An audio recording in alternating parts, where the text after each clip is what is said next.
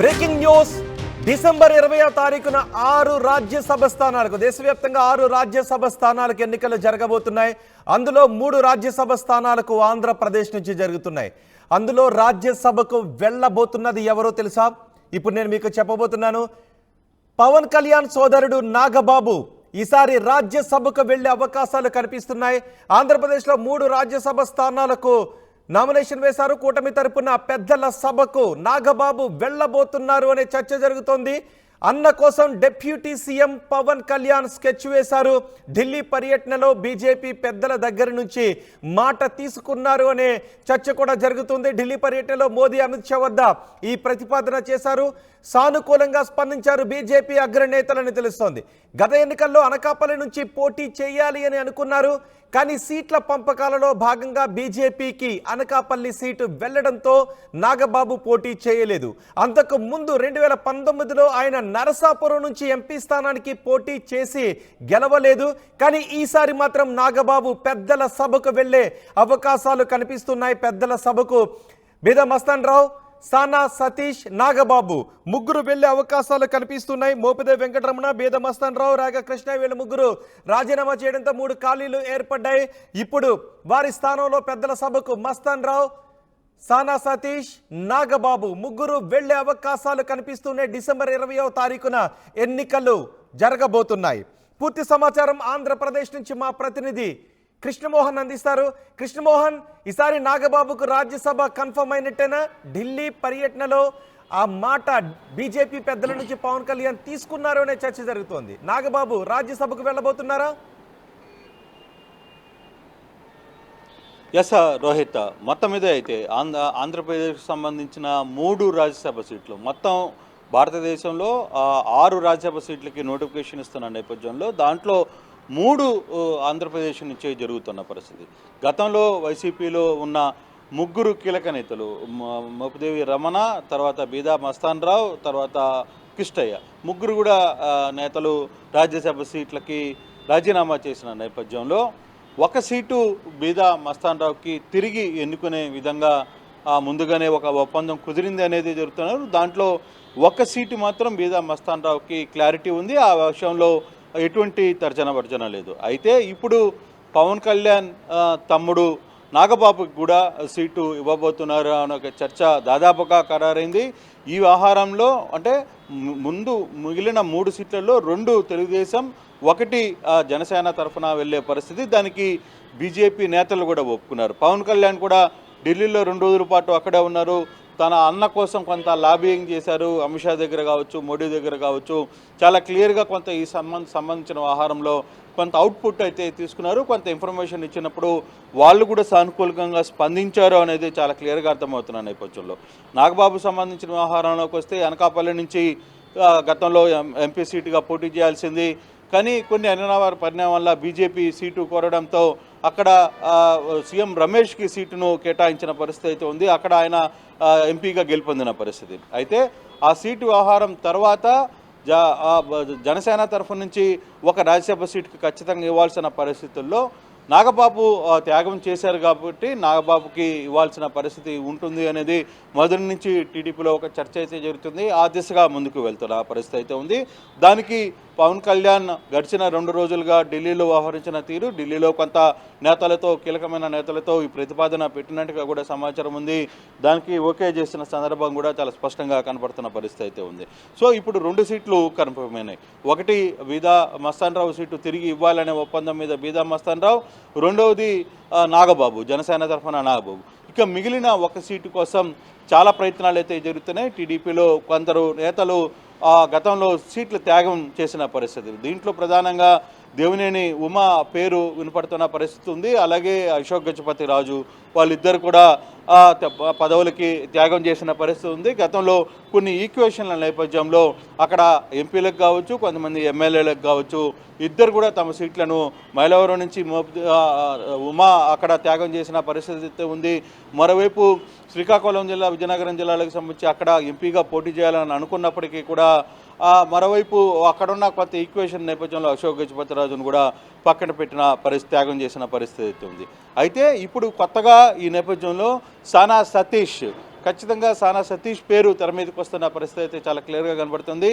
First ఫేజ్లో ఈ ముగ్గురులో సానా సతీషే మొదటి స్థానంలో ఉన్నారనేది పెద్ద ఎత్తున చర్చ జరుగుతోంది దానికి సందర్భంగా. ఎందుకంటే సానా సతీష్ ఆయన కూడా ఎంపీ సీటు నుంచి పోటీ చేయాలనుకున్నారు, ఆయన కూడా కాకినాడ సీట్ నుంచి పోటీ చేయాలనుకున్నారు. అక్కడ జనసేన కొంత ఈక్వేషన్ నేపథ్యంలో అక్కడ సానా సతీష్ కూడా తన సీటుని త్యాగం చేయాల్సిన పరిస్థితి వచ్చిన నేపథ్యంలో కొంత ఈక్వేషన్స్ ఎక్కడికక్కడ మారుతున్న పరిస్థితి. దీంట్లో సానా సతీష్ గత ఎన్నికల్లో టీడీపీ తరఫున బ్యాక్ ఎండ్లో పెద్ద ఎత్తున నెట్వర్క్ చేశారు, చాలా కార్యక్రమాలు చేశారనేది పార్టీ కీలకంగా వ్యవహరిస్తున్న నేపథ్యంలో సానా సతీష్కి ఆ ప్రామిస్ జరిగింది అనేది స్పష్టంగా కనబడుతుంది. అయితే మరి ఉమా పరిస్థితి ఏంటి, లేదు అశోక్ గజపతిరాజు లాంటి సీనియర్ నేతల పరిస్థితులు ఏంటి అనే దాంట్లో వాళ్ళని ఎక్కడో ఒకదక్కడ అకామిడేషన్ చేయాలని ఆలోచిస్తున్న నేపథ్యంలో ఇప్పుడు ప్రధానంగా తెర మీదకి వచ్చిన పరిస్థితులు అంటే డిసెంబర్ 20వ తారీఖున ఎన్నికలు జరుగుతున్న నేపథ్యంలో దీనికి సంబంధించిన వ్యవహారంలో ఎలాగో వైసీపీ నుంచి ఎంపీలు ఎమ్మెల్యేలు ఎవరు సీట్లు లేరు కాబట్టి వాళ్ళు ఎవరు ముందుకు వచ్చే పరిస్థితి లేదు కాబట్టి ఏకగ్రీవం అయ్యే నేపథ్యంలో కూడా ఈ ముగ్గురు దాదాపుగా ఖరారు అవుతున్న నేపథ్యంలో ఒకటి సానా సతీష్, రెండవది బీదా మస్తాన్ రావు, మూడవది వచ్చి నాగబాబు పేర్లు దాదాపుగా ఖరారయ్యే పరిస్థితి అయితే చాలా స్పష్టంగా కనబడుతుంది. దీని మీద కొంత జరుగుతున్నప్పటికీ కూడా ఈ సానా సతీష్ అంటే నాగబాబు గురించి పవన్ కళ్యాణ్ పావులు కదిపారు. ఇక సానా సతీష్ తీసుకుంటే నిజంగానే కాకినాడ ఎంపీ సీట్ను ఆయన ఆశించారు. అన్ని పార్టీల్లోనూ కూడా ఆయనకి అనుకూలంగానే, అటు పవన్ కళ్యాణ్ కూడా సానా సతీష్కి అనుకూలంగానే ఉంటారు, ఇటు టీడీపీ నుంచి లోకేష్ చంద్రబాబు కూడా ఆయనకు అనుకూలంగానే ఉంటారు. ఇవన్నీ కూడా సానా సతీష్కు కలిసి వచ్చే అంశాలుగా చూడొచ్చా? డెఫినెట్గా సానా సతీష్ విషయంలో ఆ రెండు పార్టీలు గతంలో కూడా 2 సీట్లు ఇస్తామన్న పరిస్థితి, జనసేన నుంచి ఎంపీ సీట్లు ఇస్తామన్నారు, తెలుగుదేశం నుంచి కూడా సీట్లు ఇస్తామన్న పరిస్థితి అయితే ఉంది. దాంట్లో ఆయన కొంత ఈక్వేషన్స్లో అక్కడ జనసేనకి ఇవ్వాల్సిన పరిస్థితి వచ్చినప్పుడు ఆయన కూడా త్యాగం చేసిన పరిస్థితి. పార్టీలో అటు పవన్ కళ్యాణ్తో కావచ్చు, ఇటు లోకేష్తో కావచ్చు, అటు చంద్రబాబుతో కావచ్చు చాలా కీలకంగా వ్యవహరిస్తున్న సానా సతీష్ వ్యవహారంలో డెఫినెట్గా ఆ పేరు ముందుకు వచ్చే పరిస్థితి ఉంది అనేది చాలా స్పష్టంగా కనబడుతుంది. ఇప్పుడు తాజాగా కొంతమంది నేతలతో కూడా నేను మాట్లాడినప్పుడు చాలా క్లియర్గా సానా సతీష్కి ఆల్మోస్ట్ క్లియర్ అయిందనే చెప్తున్న పరిస్థితి. సో ఇప్పుడు ఒక బీదా మస్తాన్ రావుకి సంబంధించి ఆయన రాజీనామా చేసే ముందు అక్కడ ఒక ఒప్పందం జరిగింది. బీదా మస్తాన్కి తిరిగి అదే సీటుని ఇస్తారు అనే ఒక వ్యవహారం జరిగిన నేపథ్యంలోనే ఆయన తిరిగి తెలుగుదేశం నుంచి ఎన్నుకోబోతారు. తర్వాత ఎవరైతే మోపిదేవి రమణ ఉన్నారో ఆయన ఇక్కడ త్యాగం చేయాల్సిన పరిస్థితి వచ్చింది, ఆయన ఎమ్మెల్సీ ఇచ్చే పరిస్థితి అయితే కనపడుతుంది. ఆ తర్వాత అదే సామాజిక అంటే ఫిషరీస్ సంబంధించిన మత్స్యకారులకు సంబంధించిన వ్యవహారంలో కొంత కీలక నాయకుడిగా ఉన్నాడు కాబట్టి ఎమ్మెల్సీగా ఇచ్చి ఆయనకి ఏదైనా ఒక ఇంపార్టెంట్ అయిన పదవి ఇవ్వాలని తెలుగుదేశం ఆలోచిస్తున్న నేపథ్యంలో సో ఈ 3 ఈక్వేషన్స్లో ఉన్న దీంట్లో మరోసారి సానా సతీష్ని నిలబెడితే బాగుంటుంది అనేది చాలా క్లియర్గా టీడీపీ ఆలోచిస్తుందని. మరోవైపు ఇప్పుడు దేవినేని ఉమా పరిస్థితి ఏంటి, లేదు అశోక్ గజపతిరాజు లాంటి సీనియర్ వ్యక్తులున్న పరిస్థితులు ఏంటి, చాలామంది ఇంకొంతమంది కూడా పార్టీలకు త్యాగం చేసిన పరిస్థితి. గతంలో ఇప్పుడు మనం కానీ చూసుకుంటే కొంతమంది మాజీ మంత్రులు కూడా గతంలో సీట్లు వదులుకున్న పరిస్థితి, వాళ్ళందరికీ కూడా కార్పొరేషన్స్లో కొన్ని సీట్లను కేటాయించి అక్కడ వాళ్ళ పదవులు ఒప్పజెప్పారు, వాళ్ళందరికీ కూడా కొంత అకామిడేషన్ చేసిన పరిస్థితి అయితే ఉంది. సో అక్కడ కొంత అది క్లియర్ అయింది కాబట్టి ఆ వ్యవహారంలో ఇక రాజ్యసభ సీటుకు వచ్చేసరికి కొంత ఈ వ్యవహారంలో సానా సతీష్ బ్యాక్ ఎండ్లో ఈస్ట్ గోదావరి, వెస్ట్ గోదావరి ఇతర ప్రాంతాల్లో చాలా కీలకంగా వ్యవహరించారు, కొంత ఆ పార్టీకి సంబంధించిన వ్యవహారాలన్నీ కూడా చూసుకున్నారు అనేది పెద్ద ఎత్తున చర్చ ఉంది. గతంలో ఆయన చేసిన పరిస్థితి కూడా అది. సో ఆ బ్యాక్ ఎండ్లో ఆయన చాలా తీవ్రంగా ప్రయత్నించారు కాబట్టి సానా సతీష్కి ఒక సీటును కేటాయిస్తే మరోవైపు బీదా మస్తానికి ప్రామిస్ ఏదైతే ఉన్నారో బీసీ సామాజిక వర్గం, అందులో యాదవ్ సామాజిక వర్గానికి సంబంధించిన వ్యక్తిగా చాలా కీలకంగా వ్యవహరిస్తున్న పరిస్థితుల్లో సో ఆ సీటుని తన బీదా మస్తాన్ రావుకి తిరిగి కేటాయించి తర్వాత ఎలాగో జనసేనకి ఒక సీటు కేటాయించాలి కాబట్టి సో ఆ సీటుకి సంబంధించిన వ్యవహారంలో నాగబాబు పేరు ప్రస్తావన వచ్చింది. నాగబాబు వ్యవహారంలో పవన్ కళ్యాణ్ 2 రోజుల పాటు ఢిల్లీలో ఉన్నారు, ఆ వ్యవహారంలో ఇతర కార్యక్రమాలు చూసుకున్నప్పటికి కూడా ఈ నాగబాబు పేరుని ప్రస్తావించి అక్కడ ఓకే చేయించుకున్న నేపథ్యంలో ఈ 3 పేర్లు దాదాపుగా ఖరారయ్యే పరిస్థితి అయితే ఉంది. ఇక చివరి నిమిషంలో ఏదైనా మార్పులు చేర్పులు, కొంత ఈక్వేషన్స్, తర్వాత సెంట్రల్ నుంచి కొంత ఏదైనా మార్పులు చేస్తే తప్పితే దాదాపుగా ఈ 3 పేర్లు ఖరారయ్యేటట్టుగా చాలా స్పష్టంగా కనపడుతున్న పరిస్థితి అయితే కనపడుతుంది. రోహిత్. రైట్ కృష్ణమోహన్, మోపదేవి వెంకటరమణ, బేదా మస్తాన్ రావు, ఆర్ కృష్ణయ్య రాజీనామాలతో ఏర్పడిన రాజ్యసభ ఖాళీలకు డిసెంబర్ 20వ తారీఖున ఎన్నికలు జరగబోతున్నాయి. దేశవ్యాప్తంగా 6 స్థానాలకు ఎన్నికలు జరగబోతుంటే ఆంధ్రప్రదేశ్ నుంచి 3 స్థానాలకు ఎన్నికలు జరగబోతున్నాయి. సో ఇక్కడ ముందుగా మాట్లాడుకున్న ఒప్పందం ప్రకారమే బీద మస్తాన్ రావుకును మరోసారి రాజ్యసభకు పంపిస్తున్నారు. ఇక మిగిలిన ఖాళీల్లో నాగబాబు, సానా సతీష్ ఇద్దరిని రాజ్యసభకు పంపటానికి ఏర్పాట్లు చేస్తున్నట్టుగా తెలుస్తోంది. పవన్ కళ్యాణ్ ఢిల్లీ వెళ్ళి బీజేపీ పెద్దల దగ్గర ఈ విషయం గురించి మాట్లాడారు. అమిత్ షా, మోదీ ఇద్దరు కూడా సానుకూలంగా స్పందించినట్టుగా తెలుస్తోంది. సో నాగబాబు ఇప్పుడు రాజ్యసభకు వెళ్ళబోతున్నారు. సానా సతీష్ కూడా మొన్నటి ఎన్నికల్లో ఆయన కాకినాడ నుంచి పోటీ చేయాలని అనుకున్నారు, కానీ కొన్ని ఈక్వేషన్స్లో భాగంగా ఆయన పోటీ చేయలేదు. ఇటు నాగబాబు కూడా మొన్నటి ఎన్నికల్లో పోటీ చేయాలని అనుకున్నారు, కానీ పోటీ చేయలేదు. ఆయన 2019 ఎన్నికల్లో నర్సాపురం నుంచి పోటీ చేశారు, కానీ ఈసారి మాత్రం ఆయన పోటీలో నిలబడలేదు. ఇటు సానా సతీష్ కూడా ఆయన ఎన్నికల్లో పోటీ చేయలేదు.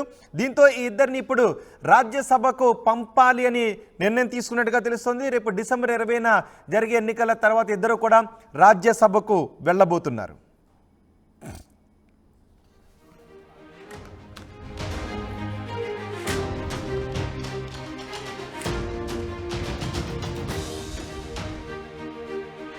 పవన్ కళ్యాణ్ సోదరుడు నాగబాబు రాజ్యసభకు వెళ్లే అవకాశాలు కనిపిస్తూ ఉన్నాయి.